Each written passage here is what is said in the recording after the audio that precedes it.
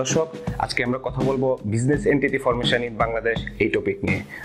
Business entity হচ্ছে এমন একটি এন্টিটি বা সত্তা যা কিনা বিভিন্ন আইনের মাধ্যমে সংগঠিত ও পরিচালিত হয় এবং তার আদলে বিভিন্ন রকমের অ্যাক্টিভিটিস, সেটা হতে পারে বিজনেস অ্যাক্টিভিটিস বা চ্যারিটেবল অ্যাক্টিভিটিস অথবা অন্যান্য অ্যাক্টিভিটিস পরিচালিত হয়।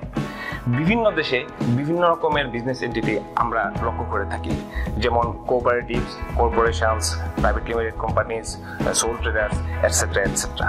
সেটা আসলে ভেরি করে country to country, government to government, province to province, state to state etcetera. এরকম বাংলাদেশে আমরা মূলত তিন ক্যাটাগরির বিজনেস এন্টিটি আমরা পরিলক্ষিত করে থাকি, সেটা হচ্ছে কোম্পানি, ফার্ম এবং অন্যান্য সংগঠন। প্রথমে যদি আমরা আসি ফার্মের ব্যাপারে, আসলে একজন এন্টারপ্রেনার যখন সিদ্ধান্ত নেয় যে বিজনেস এন্টিটি ফরমেশন করবে, সংগঠিত করবে, তো প্রথমেই যে অপশনটা আসে তার জন্য সেটা হচ্ছে প্রপার্টরশিপ ফার্ম। তো সেই ক্ষেত্রে ফার্মের কথা যেহেতু আসছে, ফার্ম মূলত দুই ধরনের হয়ে থাকে, একটা হচ্ছে প্রপার্টরশিপ ফার্ম আর একটা হচ্ছে পার্টনারশিপ ফার্ম।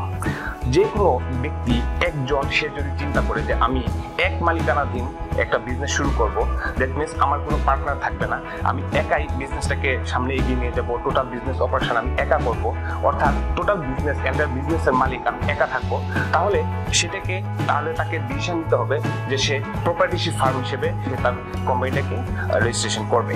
তাহলে সেই ক্ষেত্রে তার ফার্মটার নাম হবে প্রপার্টরশিপ ফার্ম, সেটাকে সে কোম্পানি বলতে পারবে না। কোম্পানির জন্য অন্য আরেকটা অপশন আছে, সে বিষয়ে আমরা পরে আসবো। তো সেটার জন্য আসলে নির্দিষ্ট কোনো বাধ্যবাধকতা নেই। প্রপার্টরশিপ ফার্মের জন্য শুধুমাত্র সে সিদ্ধান্ত নিবে যে এই নামে তার একটা ফার্ম প্রতিষ্ঠিত করবে এবং তার বিজনেস ক্যাটাগরি হবে এই। তারপরে সে সেই নামের এগেনস্টে ট্রেড লাইসেন্স, ব্যাংক অ্যাকাউন্ট এবং আদার্স অ্যাক্টিভিটিস দিয়ে তার ব্যবসা শুরু করে দিতে পারে। ফার্মের আরেকটি অপশন হচ্ছে পার্টনারশিপ ফার্ম। যদি কোনো ব্যক্তি চিন্তা করে থাকে যে না, আমার কাজের জন্য বা টোটাল বিজনেস পরিচালনার জন্য আমার পার্টনার প্রয়োজন বা শেয়ার হোল্ডার প্রয়োজন আমার ফিনান্সিয়াল অংশীদারিত্বের জন্য, সেই ক্ষেত্রে তাকে ডিসিশন নিতে হবে যে সে একটি পার্টনারশিপ ফার্ম তৈরি করবে। আমি আবার বলতেছি দর্শক, এটা কিন্তু পার্টনারশিপ ফার্ম। তো সেই ক্ষেত্রে তাকে যে কয়জন শেয়ার হোল্ডার বা যে কয়জন পার্টনার মিলে তারা সিদ্ধান্তটা নিয়েছে যে এই ব্যবসাটা করবে, তাদেরকে একমত হয়ে তারপরে একটা কোম্পানির নাম তাদেরকে সিলেক্ট করতে হবে। এরপরে তাদেরকে একটা পার্টনারশিপ ডিড তৈরি করতে হবে, যে ডিডে টোটাল তাদের বিজনেসের যে টার্মস এন্ড কন্ডিশন থাকে, কিভাবে ব্যবসা পরিচালিত হবে, কার দ্বারা এই নির্দিষ্ট স্পেসিফিক কাজ পরিচালিত হবে বা কাজ ভাগ করা থাকবে, অ্যাকাউন্টেন্সি কিভাবে হবে, টোটাল যে নিয়মগুলো থাকবে এই জিনিসগুলো এই ডিডটাতে লেখা থাকবে। পার্টনারশিপ ফার্মের ডিডটি যখন কমপ্লিট হয়ে যাবে, তখন কিন্তু শেয়ার হোল্ডাররা বা পার্টনাররা চাইলে তার ব্যবসা শুরু করে দিতে পারে, তার পরবর্তী ট্রেড লাইসেন্স, ব্যাংক অ্যাকাউন্ট বা আদার্স এগুলো কমপ্লিট করে।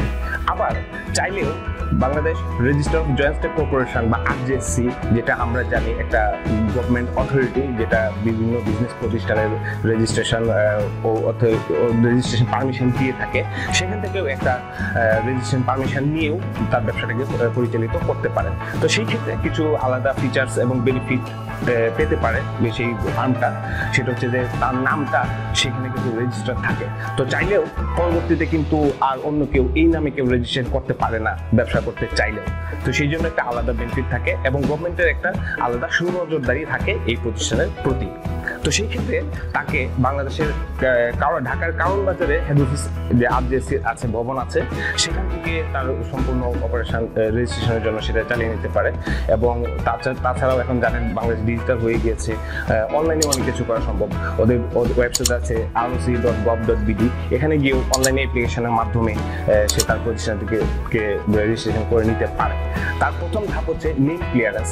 নেম ক্লিয়ারেন্স অবশ্য পার্টনারশিপ ফার্ম বলি বা আদার্স যে আমি কোম্পানির কথাগুলো পরবর্তীতে বলবো, সবগুলোর ক্ষেত্রে প্রযোজ্য যে ওই ওয়েবসাইটে গিয়ে তার নাম যে সে সিলেক্ট করেছে, যে নাম দিয়ে ব্যবসা পরিচালিত করবে, সেই নামটুকু roc.gov.bd এই ওয়েবসাইটে গিয়ে প্রথমে চেক করে নিবে যে এই নামে অন্য কোনো বিজনেস প্রতিষ্ঠান আছে কিনা। আমি আগে আবার একটু ক্লিয়ার করে নিই। ধরুন একজনের একটা প্রতিষ্ঠানের নাম আছে স্কয়ার ফার্মাসিউটিক্যালস। এখন আপনি কিন্তু স্কয়ার ফার্মাসিউটিক্যালস নামে নতুন কোনো প্রতিষ্ঠান এখানে রেজিস্ট্রেশন করাতে পারবেন না, বাট আপনি চাইলে স্কয়ার XYZ লিমিটেড, যেটা একটা অন্য বিজনেস ক্যাটাগরি, যদি সেই ক্যাটাগরিতেও কোনো ধরনের বিজনেস নাম সেখানে রেজিস্টার্ড না থাকে, দেন আপনি কিন্তু সেটা রেজিস্ট্রেশন করতে পারেন। তার পরবর্তীতে সেই নামের ছাড়পত্রটি নিয়ে এবং যে আপনার যে পার্টনারশিপ ডিডটি করেছিলেন সেই ডিডের কপি এবং নির্দিষ্ট যে ফি আছে সেটা ব্যাংকে জমা দিয়ে টোটাল এই 3টা ডকুমেন্ট ওদের অফিসে জমা দিয়ে আপনি আপনার প্রতিষ্ঠানটিকে পার্টনারশিপ ফার্মটিকে আপনার আরজেসি থেকে সম্পূর্ণ একটা রেজিস্টার্ড ফার্ম হিসেবে তৈরি করে নিতে পারেন এবং আপনার ব্যবসা সামনে এগিয়ে নিয়ে যেতে পারেন। তারপর এবার কিন্তু আমাদের ফার্মের পর্ব শেষ। ফার্ম হচ্ছে প্রপার্টিস ফার্ম এবং পার্টনারশিপ ফার্ম, এই দুই ধরনের ফার্ম আমার কথা বলা শেষ। এবার আমরা কথা বলবো আমাদের সেকেন্ড ক্যাটাগরি, সেটা হচ্ছে কোম্পানি, যেটা হচ্ছে আমাদের most widely used in Bangladesh, যে আমরা সচরাচর দেখে থাকি যে কোম্পানিগুলো। এখানেও আবার 3 ধরনের ক্যাটাগরি আছে, সেটা হচ্ছে প্রাইভেট লিমিটেড কোম্পানি, 2 নম্বর হচ্ছে পাবলিক লিমিটেড কোম্পানি এবং 3 নম্বর হচ্ছে ফরেন কোম্পানি। প্রাইভেট লিমিটেড কোম্পানিটাই হচ্ছে সবচেয়ে মোস্ট কমন। আমরা আমাদের আশেপাশে যেসব কোম্পানিগুলো দেখে থাকি বা যেসব গ্রুপ অফ কোম্পানি বা নামের শেষে এলটিডি ডট বা লিমিটেড লেখা থাকে, এগুলো বেশিরভাগই সাধারণত প্রাইভেট লিমিটেড কোম্পানি হয়ে থাকে, তার কিছু কিছু অংশ পাবলিক লিমিটেড হয়ে থাকে। তো সেটার জন্য আপনাকে আরজেসি থেকে অবশ্যই রেজিস্ট্রেশন নিতে হবে। এর বাইরে আপনি কোনোভাবেই পার্টনারশিপ ফার্ম বা প্রপার্টিশিপ ফার্মের যে একটা অপশন ছিল যে আরজেসিতে না যেও আপনি ব্যবসা করতে পারেন, সেটা কিন্তু আর সুযোগ থাকছে না এই কোম্পানির ক্ষেত্রে বা প্রাইভেট লিমিটেড কোম্পানি ফর্মেশনের ক্ষেত্রে। একটা পার্টনারশিপ ফার্মের মতো প্রাইভেট লিমিটেড কোম্পানিকেও আরজেসি থেকে রেজিস্ট্রেশন করার জন্য অনলাইনে গিয়ে অ্যাপ্লাই করার মতো অপশন আছে। ওখানে গিয়ে নেম ক্লিয়ারেন্স যে অপশনটুকু আছে সেখানে ক্লিক করে তার প্রথমে নামের ছাড়পত্র নিতে হবে, তার পরবর্তীতে মেমোরান্ডাম অফ অ্যাসোসিয়েশন এবং আর্টিকেল অফ অ্যাসোসিয়েশন, এই 2টা ডকুমেন্ট, এবং তার পাশাপাশি তার নির্দিষ্ট যে ব্যাংক ফি আছে এই কোম্পানিটা রেজিস্ট্রেশন করার জন্য, সেটা নির্দিষ্ট ব্যাংকে জমা দিয়ে এই সবকিছু ডকুমেন্টস আরজেসিতে জমা দেওয়ার পরে তারা যাচাই বাছাই করে তারা আপনার কোম্পানিটিকে একটা অনুমোদন দিবে। এর পরবর্তীতে আপনি আপনার ব্যবসায়িক ক্যাটাগরি অনুযায়ী অন্যান্য লাইসেন্স নিয়ে আপনি আপনার ব্যবসা সামনের দিকে এগিয়ে নিয়ে যেতে পারেন। এর পরবর্তীতে কোম্পানির যে দ্বিতীয় অপশনটুকু আছে সেটা হচ্ছে পাবলিক লিমিটেড কোম্পানি।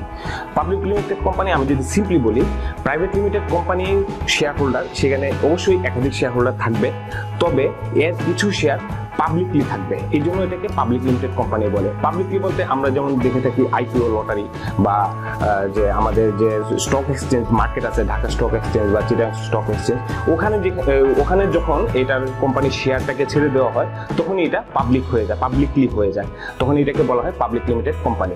তো ইচ্ছা করলে প্রথমেই যে কোনো একটা কোম্পানি পাবলিক লিমিটেড কোম্পানি দিয়েই কোম্পানি রেজিস্ট্রেশন করতে পারে, অথবা একটি প্রাইভেট লিমিটেড কোম্পানি পরবর্তীতে পাবলিক লিমিটেড কোম্পানিতে রূপান্তরিত করতে পারে। তো সেটার জন্য রেজিস্ট্রেশন প্রক্রিয়া আরজেসিতে গিয়ে প্রাইভেট লিমিটেড কোম্পানির মতো একই রকম প্রক্রিয়া। এর পরবর্তীতে আরেকটি কোম্পানি যেটা আছে সেটা হচ্ছে ফরেন কোম্পানি। এটা সাধারণত একজন বাংলাদেশি এন্টারপ্রেনারের জন্য অ্যাপ্লিকেবল নয়, কারণ হচ্ছে এটা একটা বিদেশি কোম্পানি, যখন অবশ্যই তার একটা অপারেশন অন্য দেশে আছে, বাংলাদেশে তার একটা কোম্পানি নতুন করে স্টার্ট করতে যাচ্ছে, সেটার জন্য অবশ্যই আরজেসিতে গিয়ে অ্যাপ্লিকেশনের মাধ্যমে তারপর তার সেই নামে, যে নামে তার অন্য দেশে অপারেশন আছে সেই নামেই সে একটা কোম্পানি স্টার্ট করতে পারে। সেই ক্ষেত্রে কিন্তু নেম ক্লিয়ারেন্সের কোনো বাধ্যবাধকতা নেই, কারণ তার নামটি যেহেতু বিদেশে অলরেডি এস্টাবলিশ আছে এবং ওই নামে কেউ কোনো কিছু বাংলাদেশে করতে পারার কথা না। এবার আমরা কথা বলবো আমাদের যে থার্ড ক্যাটাগরি আমরা যেটা বলেছিলাম সেটা হচ্ছে অন্যান্য সংগঠন। আমি অন্যান্য সংগঠন এই জন্য বলছি, এটার ভিতরেও আরও বিভিন্ন ক্লাসিফিকেশন আছে। কেউ এটাকে বলে ট্রেড অর্গানাইজেশন, কেউ বলে সোসাইটি, কেউ বলে কোঅপারেটিভ বা সমিতি। সেজন্য এটারও বিভিন্ন ধরনের রেজিস্ট্রেশন প্রক্রিয়া আছে। প্রথমে যদি আমি আসি সোসাইটি, তো সোসাইটি বলতে আসলে সাধারণত বোঝায় বিভিন্ন ধরনের, আপনারা শুনে থাকবেন অমুক ট্রাস্ট বা অমুক ফাউন্ডেশন, এই ধরনের কিছু বিজনেস অর্গানাইজেশনের নাম শুনে থাকবেন।